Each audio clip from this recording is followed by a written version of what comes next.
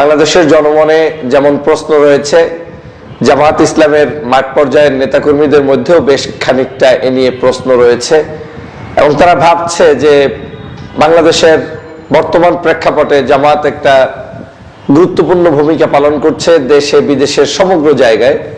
মিডিয়াতে তারা কথা বলছে, বিভিন্ন দেশের রাষ্ট্রদূতদের সাথে তাদের মিটিং হচ্ছে, বিভিন্ন দেশ থেকে আগত মেহমানরা তাদের সাথে সাক্ষাৎ করছে। ক্ষমতায় যাওয়ার জন্য যেই ধরনের একটি দলের মধ্যে উচ্ছ্বাস আকাঙ্ক্ষা থাকা দরকার, তার অনেকটাই এই দলের ভিতরে 5ই আগস্টের পর থেকে বিশেষ করে উল্লেখযোগ্য পরিমাণে প্রচার হচ্ছে। তাহলে সেই দলটির মার্কা কেন এখনো পেল না, রেজিস্ট্রেশন কেন এখনো পেল না, আদৌ কি তারা নিজস্ব মার্কা নিয়ে নির্বাচন করতে পারবে কি পারবে না? আপনাদের জন্য, এই হতাশাগ্রস্ত মানুষদের জন্য রিপোর্ট হচ্ছে, বাংলাদেশে জামাত ইসলাম ছাড়া আপনি নির্বাচন কার সাথে করবেন? বাংলাদেশের আওয়ামী লীগকে বাংলাদেশ থেকে তাড়িয়ে দেওয়া হয়েছে, আওয়ামী লীগ নিজ দায়িত্বে পালিয়ে গিয়েছে, তথা আওয়ামী লীগ এখন বাংলাদেশের রাজনীতিতে অপ্রাসঙ্গিক হয়ে গিয়েছে। তো অপ্রাসঙ্গিক দলকে নিয়ে আলোচনার আর প্রয়োজনীয়তা নেই। তো প্রাসঙ্গিক যারা, তারাই বাংলাদেশে নির্বাচন করবে, বিএনপি করবে, জামাত করবে, চরমনায়ের পীর সাহেবের দল করবে, এছাড়া ছোট বড় অন্যান্য রাজনৈতিক দল যারাই আছে সবাই দল এখানে নির্বাচনে অংশগ্রহণ করবে। এবং এই যাদেরকে বাতিল করা হয়েছে, যাদের মার্কা নাই, যাদের পূর্ব থেকে আপনার দলের উপরে অত্যাচার জুলুম নির্যাতন করা হয়েছে, রেজিস্ট্রেশন কেড়ে নেওয়া হয়েছে, তারা যারা আওয়ামী লীগের আমলে জুলুম অত্যাচার নির্যাতনের শিকার হয়েছে।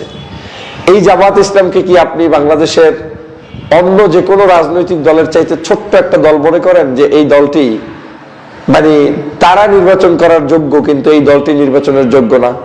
অন্য দলগুলো মার্কা নিয়ে এখনো নতুন নতুন রেজিস্ট্রেশন পাচ্ছে, অথচ জামাত ইসলাম পাওয়ার যোগ্য না। বাংলাদেশের যদি নির্বাচনে বাস্তবতার আলোকে আপনাকে মানতে হয়, তাহলে বাংলাদেশের জাতীয়তাবাদী দল এবং তার সাথে প্রতিদ্বন্দ্বী হিসাবে বাংলাদেশ জামাত ইসলামের বিকল্প আর কোনো পথ নেই এবং আর কোনো রাস্তাও নেই। নির্বাচনকে উঠাতে হলেই আপনাকে জামাত ইসলামকে নির্বাচনের মাঠে দিতেই হবে, থাকতেই হবে। কে আসবে না হয়? আপনার এই নির্বাচনকে পরিশুদ্ধ করতেই জামাত ইসলামকে সামনে নিয়ে আসতে হবে। গেল এক জায়গা থেকে আমার ব্যক্তিগত মতামত যে নির্বাচনের আগে না, বহু আগেই তারা তাদের মার্কাও পাবে, রেজিস্ট্রেশনও পাবে এবং তারা তাদের জায়গা থেকে নির্বাচন করবে। এতে কোনো সন্দেহ কারো কোনো ধরনের রাখার প্রয়োজনীয়তা নেই এবং এটার উপর ভিত্তি করে বাকি সকল কার্যক্রম বন্ধ রাখতে হবে সেটার পক্ষে আমি নই। জামাত যে গতিতে কাজ করছে, যে লাইনে কাজ করছে, সেটাই সঠিক। তারা সময় মতো, তারা ভালো করেই জানে যে তাদের কাছে এমন একটা সময় মার্কা চলে আসবে, এমন একটা সময় তাদের কাছে রেজিস্ট্রেশন চলে আসবে, বরং সেটা তাদের দলের জন্য একটা নব উদ্যম এবং উচ্ছ্বাস তৈরি করবে। এই দলটি তখন আরো গতির সঞ্চয় হবে, নেতাকর্মীদের মধ্যে সারা দেশের এক ধরনের চরমভাবে উচ্ছ্বাস কাজ করবে, যেটা তাদের নির্বাচনী ক্যাম্পেইনেও কাজে লাগাতে পারবে। অন্যদিকে আপনারা নিশ্চয়ই শুনেছেন যে তাদের যে আইনজীবী রয়েছেন, জামাত ইসলামের এই ব্যাপারটা নিয়ে যে কেন এত দেরি হচ্ছে, কি কারণে তারা সময় মতো মানে পাবলিক এক্সপেকটেশন অনুযায়ী কেন তারা এখনো পাচ্ছে না, তিনি স্পষ্টতই বলেছেন তাদের এটা এখনো কোর্টে আছে এবং কোর্টে যেই বিচারপতিদের অধীনস্থ হিসেবে আছে, যাদের আন্ডারে আছে, তার মধ্যে একজন নাকি ভীষণ অসুস্থ থাকার কারণে তিনি নিয়মিত কোর্ট পরিচালনা করতে পারছেন না। তো নিয়মিত তিনি যেহেতু পারছেন না এবং মাঝখানে তাদের বন্ধ গিয়েছে দীর্ঘ সময়, এই কারণেই মূলত তাদের এই মামলাটি নতুন করে ওঠেনি এবং এটার সুরাহা হয়নি। তবে অচিরেই তারা এটা নিয়ে বসছেন এবং যে কোনো সময় আপনাদের কাছে ঘোষণা আসতে পারে যে জামাত ইসলামের মার্কাও দাঁড়িপাল্লা থাকবে, রেজিস্ট্রেশনও ফিরে পাবে এবং তারই সাথে সাথে এটিএম আজহারুল ইসলাম সাহেব যে মুক্তির বিষয়টা সেটাও কিন্তু থাকবে। আমি আপনাদেরকে বলে রাখি, জামাত ইসলাম মাঝখানে এটিএম আজহারুল ইসলামের মুক্তির জন্য বেশ বড় কয়েকটি গ্যাদারিং করেছিল, আন্দোলন করেছিল এবং সরকারকে হুঁশিয়ারিও করেছিল। এতটুকু ভাববেন যে এই আজহারুল ইসলাম সাহেব সম্পর্কে এত বড় ঘোষণার পরেও তারা কেন হঠাৎ করে আজহারুল ইসলাম সাহেবের মুক্তির ব্যাপারে ভিন্ন কৌশল অবলম্বন করলো। জামাত যখন বুঝতে পারলো যে দেশের স্বার্থে, জনগণের স্বার্থে কিছু কাজ এমন করা উচিত যাতে আমাদের মূলত উপকারটা হয়, মানে আজহার সাহেব মুক্তি পায়, দেশেরও ক্ষতি না হয়। সেই দিক বিবেচনা করে তারা তখনই বুঝতে পেরেছেন যে আজহারি সাহেব আইনের মাধ্যমেই এটিএম আজহার সাহেব তিনি মুক্তি পাবেন এবং মুক্তি পাওয়ার পরে বাংলাদেশের রাজনীতিতে তিনি অংশগ্রহণ করবেন। সে কারণেই তারা হয়তো তার সেই জায়গাটায় কিছুদিন ওয়েট করছেন। আমার বিশ্বাস এই তিনটি শুভ সংবাদ একই সময়ে এসে উপস্থিত হবে বাংলাদেশের জনগণের জন্য, এবং সেটা অচিরেই আপনারা দেখতে পাবেন।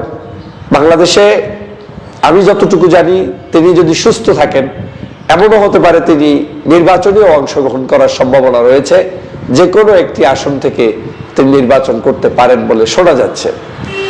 সর্বোপরি যে বিষয়টা সেটা হচ্ছে আগামীর বাংলাদেশ, এই বাংলাদেশকে অবশ্যই গঠন করতে হলে বাংলাদেশের ফ্যাসিবাদ বিরোধী সকল রাজনৈতিক দলগুলোকে আমাদের পাশে থাকা দরকার।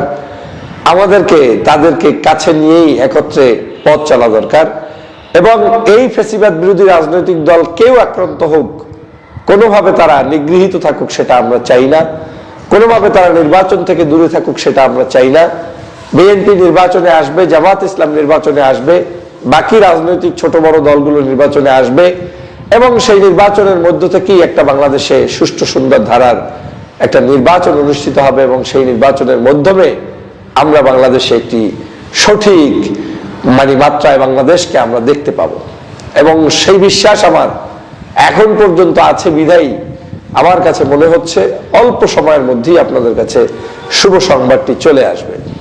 প্রিয় বন্ধুরা আমার, অতএব যারা এই দলের সমর্থক কর্মী এবং শুভাকাঙ্ক্ষী আছেন, আপনাদের যারা হতাশার মধ্যে অনেকে পড়ে যাচ্ছেন, বা আপনাদেরকে যারা বিভিন্নভাবে বলার চেষ্টা করে যে মার্কা নাই, রেজিস্ট্রেশন নাই, সে আবার নির্বাচন করবে, আপনারা কারো কানে কথায় বিশ্বাস না করে আপনারা আপনাদের উদ্যম নিয়ে কাজ করুন।